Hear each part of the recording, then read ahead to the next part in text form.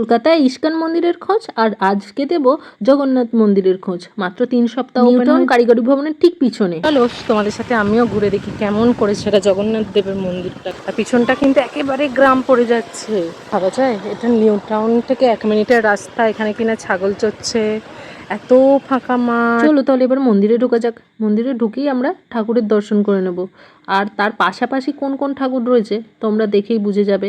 তারপরে আমরা পুরো ভিতরটা একটুখানি ঘোরাঘুরি করলাম।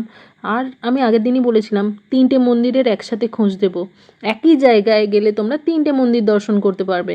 এই যে জগন্নাথ দেবের মন্দিরের ঠিক পিছনে হচ্ছে হাজরা কালী মন্দির, খুবই জাগ্রত একটা মন্দির।